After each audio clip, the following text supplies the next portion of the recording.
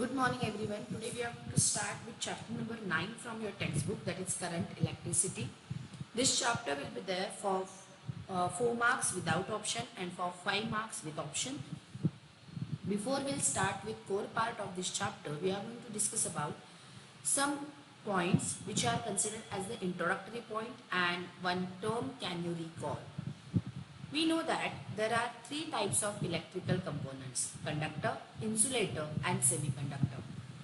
The one which can flow heat or electricity identically, they are conductors. Without flow, it into insulator, and sometimes it follows the property of conductor and sometimes the property of insulator, they are called as semiconductors. There can be three types of electrical conductors. We called it as metals, non-metals and semiconductors also. Now, the second question arises, does a semiconductor diode and resistor have similar electrical properties or not? I hope you know answer of this. A diode is a type of electrical device that allows the current to move through it only in one direction. But a resistor is an electric component that is used to provide resistance to current in the circuit. They are mostly used to produce heat or light. So, they have their own properties, different properties. Third one, can you explain why two or more resistors connected in series and parallel have different effective resistances? When resistors are connected in parallel, more current flows from the source than would flow from any of them individually. But it's not same for series. Parallel में क्या हो जाता है? Parallel में effective resistance decreases, but in series effective resistance increases. Right? In parallel, that effective resistance is smaller than the smallest of individual resistance. But in series combination, it is greater than any individual resistance. That's why they have different effective resistances. In 11th standard, we studied the origin of electric conductivity, in particular for metals. We studied how to calculate the effective resistance if two resistances are connected series and parallel. A circuit containing several complex connections of electrical components cannot be easily reduced into a single loop by using rules of series and parallel combination. For these more complex circuits, to analyze them, to study them, to make them comfortable for study, there is one scientist named Kirchhoff formulated few rules to analyze that complicated circuit. We consider that as the Kirchhoff laws. In this chapter, we are going to discuss these laws, their applications, example, properties and much more. So this part is as an introductory part which we already discussed, which we already know, which we already studied in standard 9, 10th, 11th. Now, in this chapter, we are going to start with Kirchhoff's laws and its application. So first of all, Kirchhoff's laws of electrical network. There are two laws which we are going to consider. One is current law and one is voltage law. Before we'll start with this, we are going to discuss about few basic terms or basic definitions used for electrical circuit. In that, first is junction, then loop, then branch. Clear hai? So what is junction? Junction, we know that. देखो हम junction की let us consider, हम लोग railway से travel करते हैं, वहाँ पे हम लोग जंक्शन बोलते हैं, राइट. बट हर एक जहाँ पे रेलवे रुकती है उसको हम जंक्शन नहीं बोलते. Few are stations and few are junctions. What is difference in between them? कभी ये सोचा है कि सबको जंक्शन क्यों नहीं बोलते या सबको स्टेशन क्यों नहीं बोलते? द रीज़न इज, जहाँ पे जंक्शन होता है वहाँ से ऑलमोस्ट उस रूट की, वहाँ के एरिया कवर करने वाली लाइक सारी ट्रेन्स आती है, रुकती है और निकलती है, but it's not for same, not same for station, right. तो जंक्शन क्या होता है, जहाँ पे टू और more conductors are join together. जैसे हमने रेलवेज की बात की, जहाँ पे सारी ट्रेन उस रूट की क्या होती है, रुकती है या वहाँ से छूटती है, that's why they are called as junctions.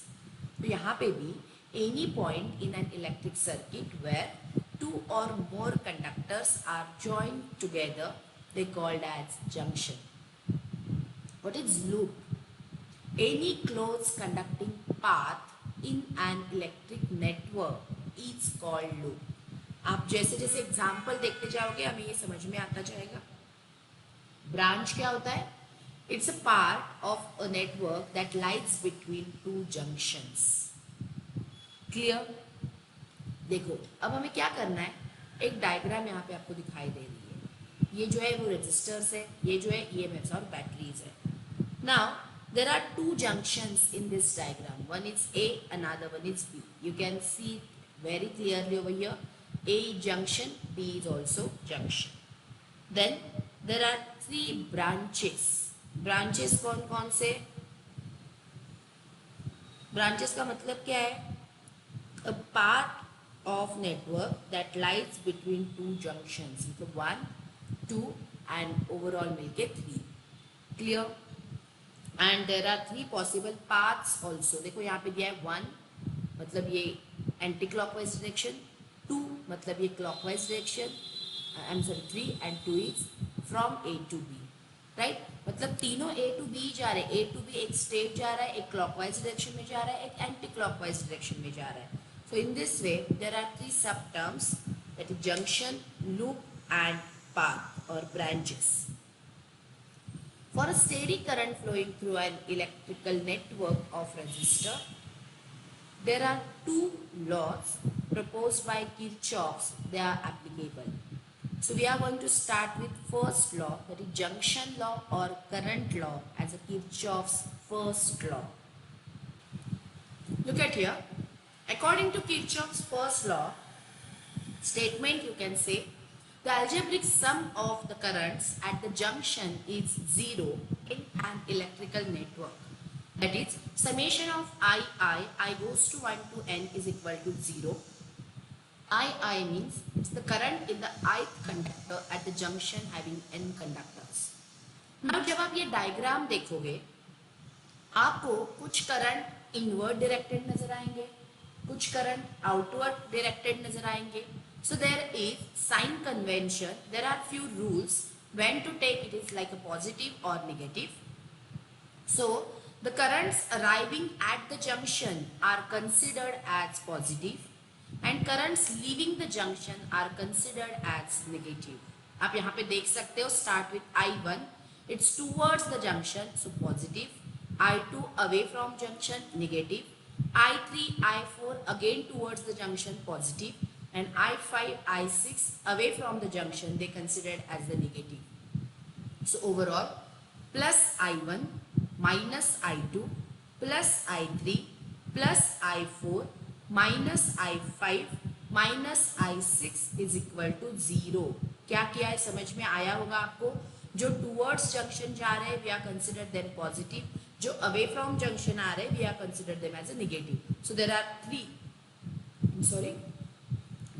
three currents I1, I3 and I4 which are moving towards the junction, so we are going to consider them as a positive, and I5, I6 and I2 they are moving away from junction, so they are negative 1. So in this equation you can say that I1 plus I3 plus I4 is equal to, ये सारे negative उस side चले जाएंगे, I2 plus I5 plus I6. तो आप यहाँ पे ये भी बोल सकते हो, जो टूवर्ड्स जंक्शन है और जो अवे फ्रॉम जंक्शन है, their values, their total summation is same. Thus the total current having towards the junction, the total current flowing towards the junction is equal to total current flowing away from junction. So जितना input output जैसे हम बोलते हैं वो दोनों का value same है, जो टूवर्ड्स सेंटर है जो अवे फ्रॉम सेंटर है, दे आर इक्वल. तो यहाँ पे वापस एक बार याद रखिए, the algebraic sum of currents at the junction is 0 in an electrical network. So we are going to just discuss one example. Figure shows currents in the part of electrical circuit. Find the current X. Now you can see, देखो आपको क्या दिखाई दे रहा है, junction B आपको दिखाई दे रहा है, जंक्शन A है, जंक्शन C B है, राइट. जंक्शन A क्या है, 17 एम्पियर एज इट इज है, बट ये जो 1 है वो दो पार्ट्स में डिवाइड हो रहा है. यहाँ पे आप देख सकते हो, एक I2 है, एक I3 है, दिखाई दे रहा है. I1 splits like I2 and I3. So I1 is equal to I2 plus I3. I3 का वैल्यू कितना है बताओ मुझे, आप इजीली बता सकते हो आप लोग. I3 का वैल्यू कितना है, देखो I1 is equal to I2 plus I3 है. I2 3 एम्पियर है, तो रिमेनिंग 17 माइनस 3 कितना होगा, I3. 17 I3 है तो कितना होगा, 14. 17 माइनस 3 I3 होगा 14 ampere. Clear.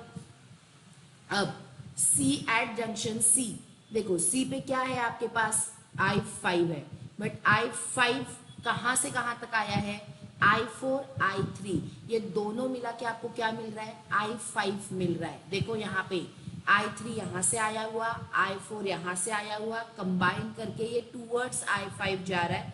So I5 is equal to I3 plus I4. Now we know value of I3 14 ampere, I4 दिया हुआ है 2 एम्पियर. सो 14 प्लस 2, I5 का वैल्यू कितना होगा, 16 एम्पियर. क्लियर.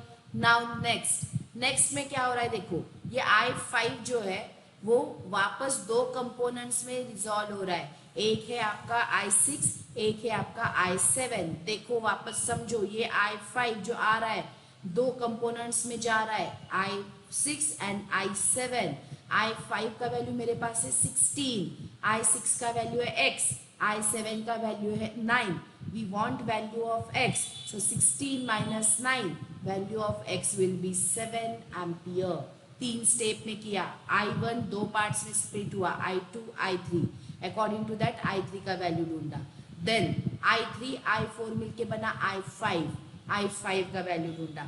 I5 स्प्लिट हुआ, I6 I7. I6 का value ढूंढा which is X and which we required in our given question. So X is equal to 7 ampere.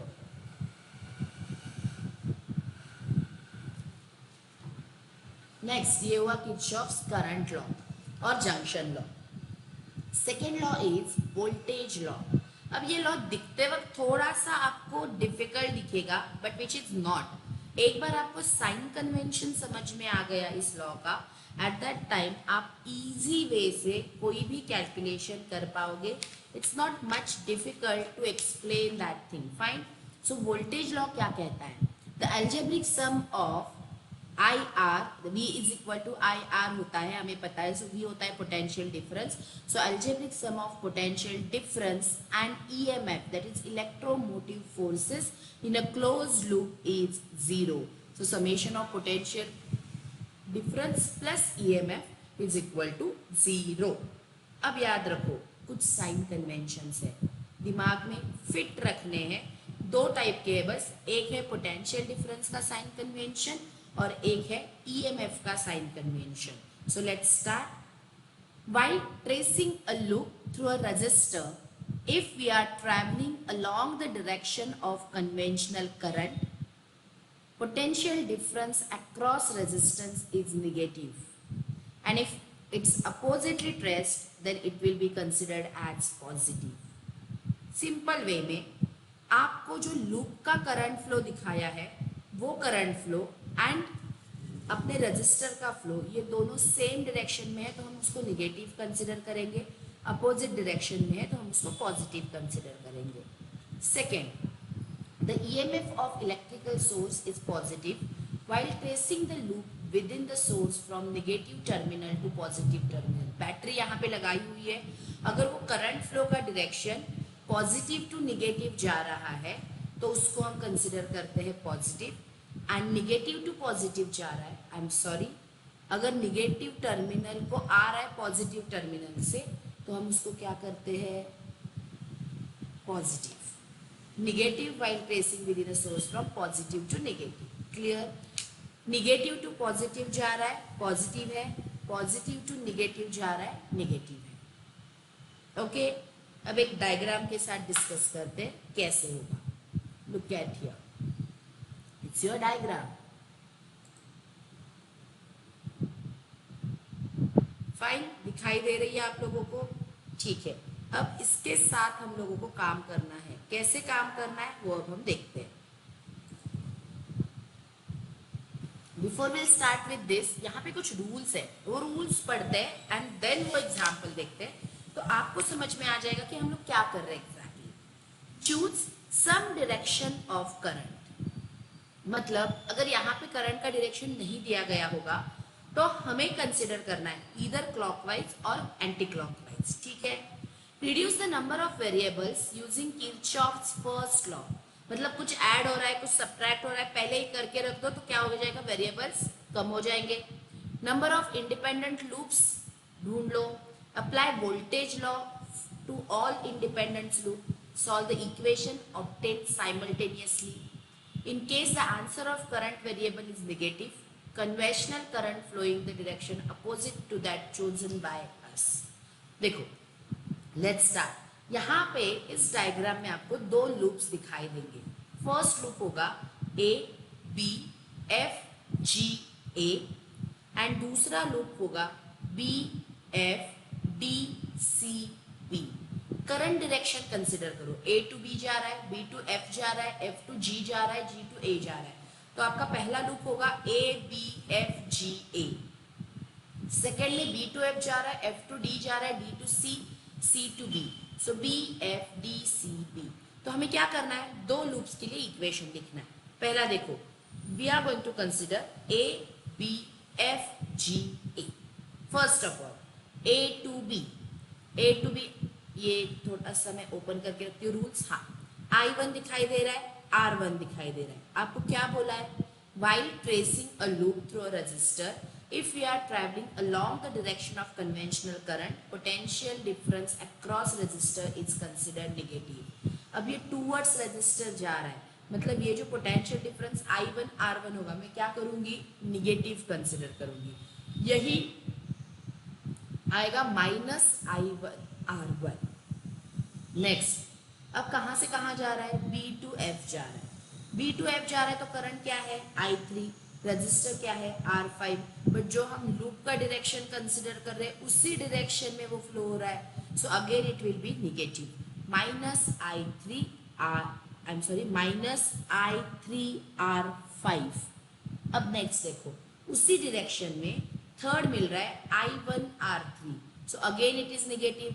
Minus I1 R3 and आपका जो EMF है वो negative to positive जा रहा है. यहाँ पे दिया हुआ है while it tracing from negative to positive then it will be considered as the positive one. So plus E1 is equal to 0.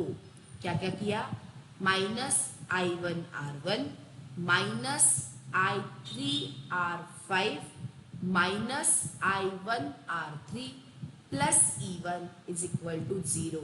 याद क्या रखना है, हमने ये डायरेक्शन लिया हुआ है तो इसी डायरेक्शन में सारे करंट फ्लो हो रहे, सो सारे के सारे क्या आएंगे, नेगेटिव आएंगे. क्लियर. सो फर्स्ट इक्वेशन आपका आ गया, E1 is equal to I1 R1 plus I3 R5 plus I1 R3. Clear है. Now second loop. Second loop देखो क्या है, B, F, D, C, B. ये वाला डायरेक्शन हमने उसका कंसिडर किया. First of all B to F कौन फ्लो कर रहा है, I3 R5. But direction same है. If they are in same direction you have to consider them as a negative. So ये क्या आएगा, माइनस I3 R5. नेक्स्ट कौन सा जा रहा है, F to D. F to D if we consider, F to D में current है I2, रजिस्टर है R4. Again with same direction, so consider as a negative. Minus I2 R4. Then you can see EMF. Again ये क्या कर रहा है, negative to positive. ये direction देखो, ऐसे फ्लो कर रहा है तो ये निगेटिव से पॉजिटिव जा रहा है, plus E2 minus I2R2 is equal to 0।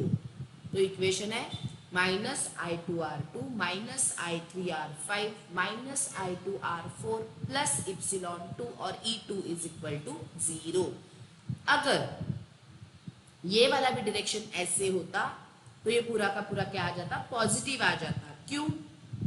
Because of इसका फ्लो जो है एंटी क्लॉकवाइज है, बट करंट का फ्लो हम लोग कंसिडर करने वाले थे क्लॉकवाइज, मतलब they are opposite to each other. So सारे पोटेंशियल डिफरेंस यहाँ पे क्या आ जाते, पॉजिटिव आ जाते। इतना याद रखो। अभी क्या कर रहे हैं हम लोग, करंट का डायरेक्शन और हमने लूप का डायरेक्शन जो कुछ कंसिडर किया है वो दोनों सेम है। अगर वो दोनों सेम है तो हमें क्या करना पड़ रहा है, पोटेंशियल डिफरेंस निगेटिव लेना पड़ रहा है।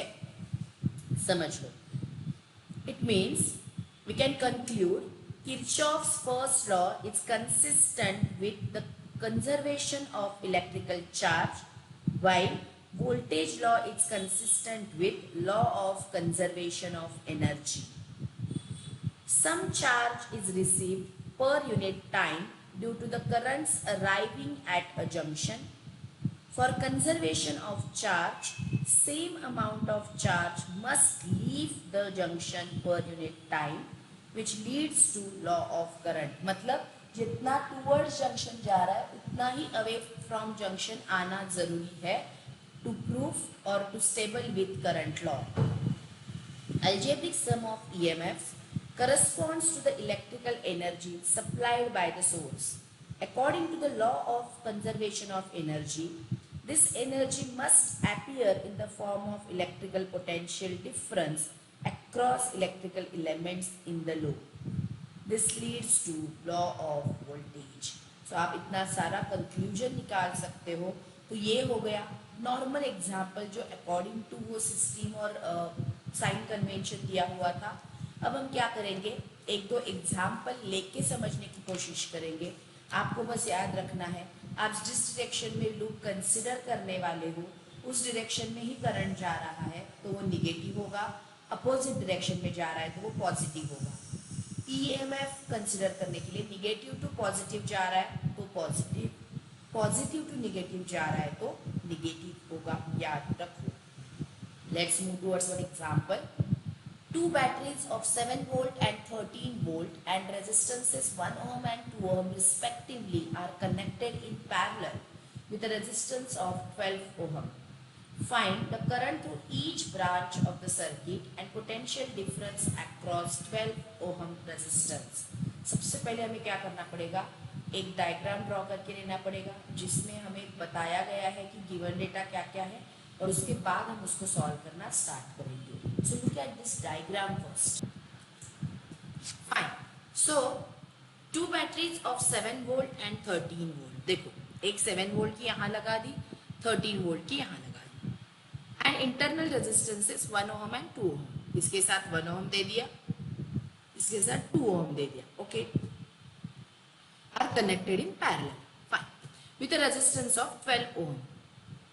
तो इसके साथ साथ पैरेलल में कौन दे दिया, रेजिस्टेंस ऑफ 12 ओम भी हमने दे दिया। अब find the current through each branch of circuit, मतलब I1 ढूंढना है, I2 ढूंढना है, and potential difference across 12 Om.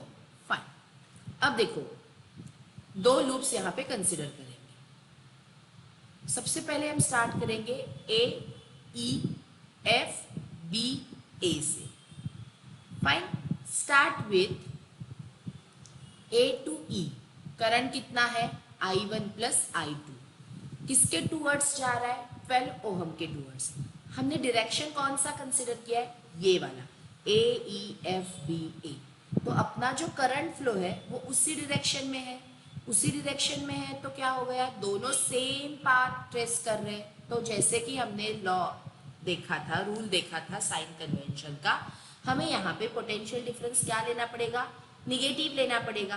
So -12 I1 plus I2।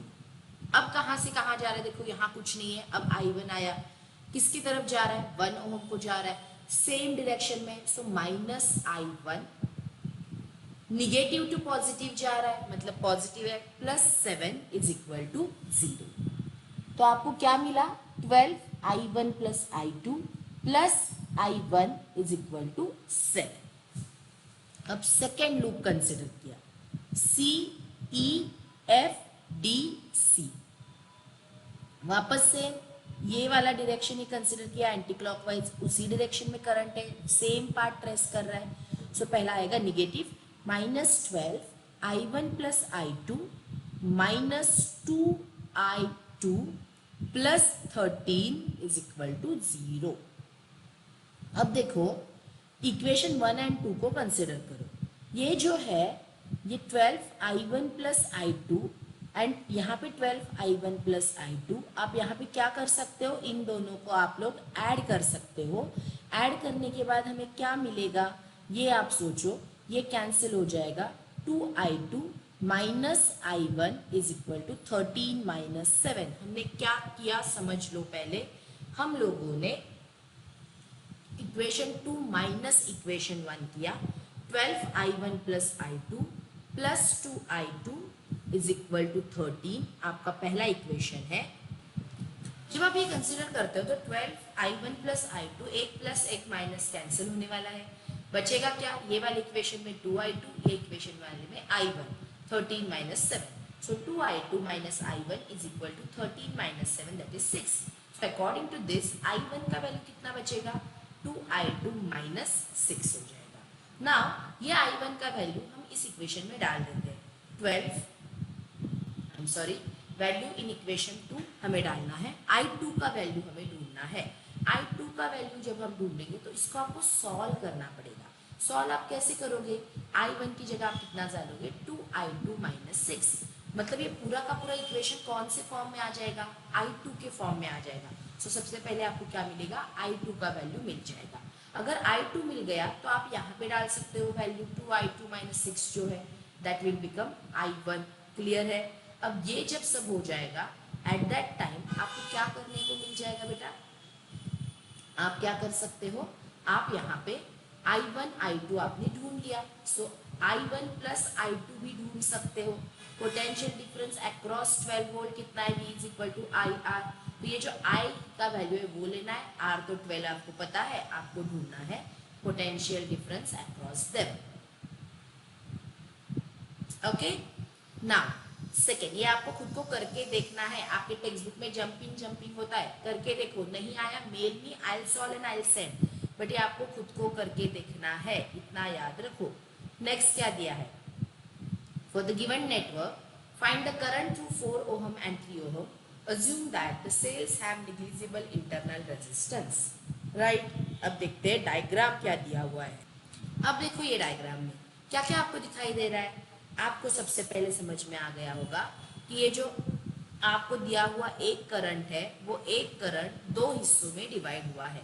कौन कौन से दो हिस्सों में डिवाइड हुआ है, I1, I3, I2, ये समझ लो क्या है। I3 जो है, एक गया है I2 को और दूसरा गया है I1 को, so you can write I3 is equal to I1 plus I2। Okay, अब देखो दो लूप्स हम यहाँ पे कंसिडर करने वाले हैं। सबसे पहले हम लोग कंसिडर करेंगे loop F A B C F, और उसके बाद करेंगे E F C D E current direction के हिसाब से। पहला क्या हो गया, F A B C F, you can right -4I3 minus 3I2 plus 5 is equal to 0।